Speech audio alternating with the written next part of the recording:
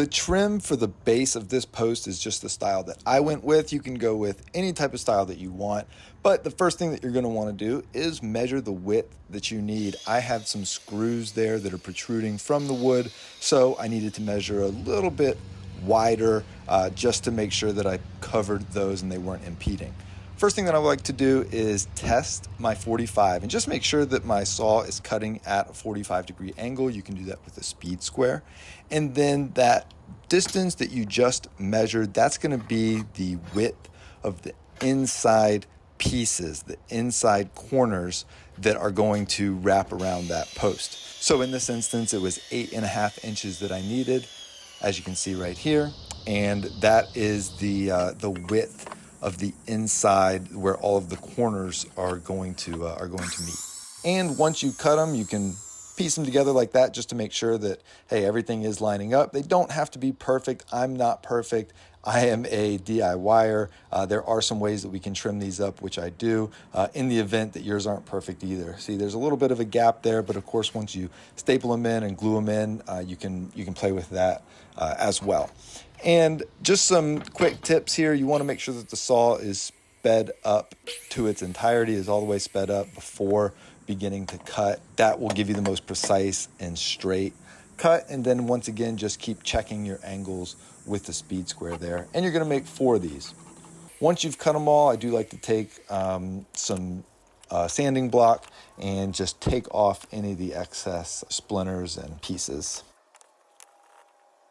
There you have it. That's what it's going to look like if you put them all together. As you can see, a few gaps here. And once again, once we put that up to the wall, we'll be able to play with those a little bit more and make sure that they're nice and flush.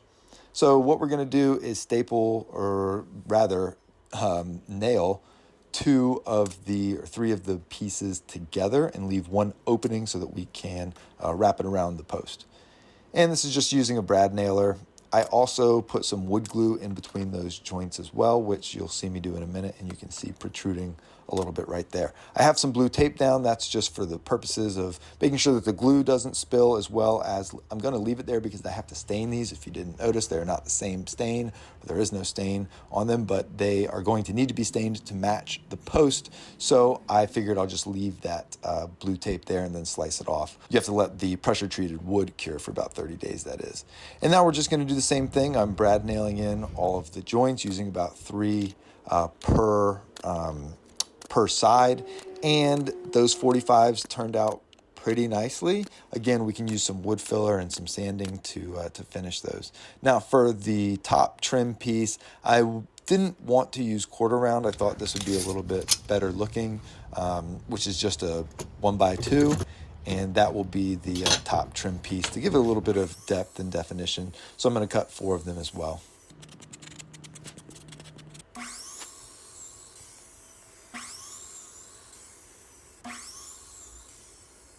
Now, if your 45-degree angles aren't matching up perfectly, check the lengths and make sure that they are all the exact length, because if you have 1 or 2 like these are that are slightly longer, it's going to throw off the fitting, even if your degrees are perfect 45. So I'm going to shave a little bit here, and these should fit perfectly. And now we're going to glue these onto the tops of the 1x8s. Also, again, just using a couple of brad nails per section, or per piece rather. And you want the joints to line up and be straight with each other. That's one way that you know you measured correctly, but you don't want one of your angles slightly off. All right, now again, I'm not a trim carpenter, so I've got a few gaps here that I need to close, and we're gonna do that. Since I'm staining this, it's difficult to match the stain with any sort of wood filler or Bondo. So I'm gonna use some wood glue and the shavings from the actual wood. That's pretty important.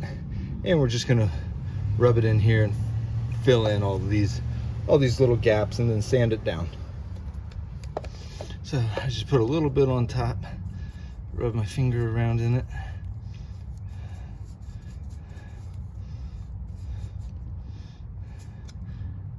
that and shove it in there. You can also just shove some glue or wood filler in there first and then come back with the sawdust, so that way it's primarily sawdust on the outside. But either way, it's not going to be perfect, but it does end up looking pretty good when you go about this method.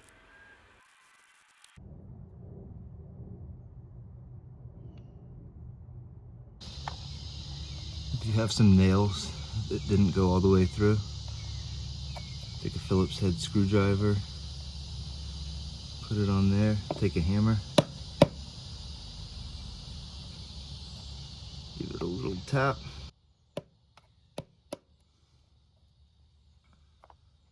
And then fill it with the same wood glue and sawdust mixture.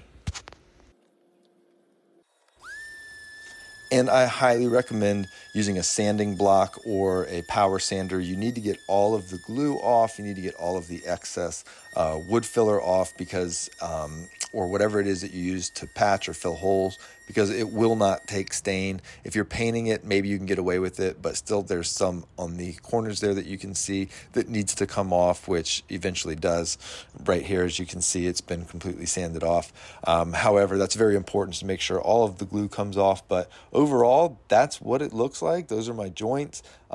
They look pretty good. Again, for a DIYer, I think they came out pretty nicely. We'll stain these. We'll coat them with some spar urethane, and they'll be looking really good. They're outside. They're for my porch. It's not like this is going to be a highlight in my kitchen or anything. So I'm very happy with how it came out, but let me know what you think I could have done differently, and forward to always being a resource.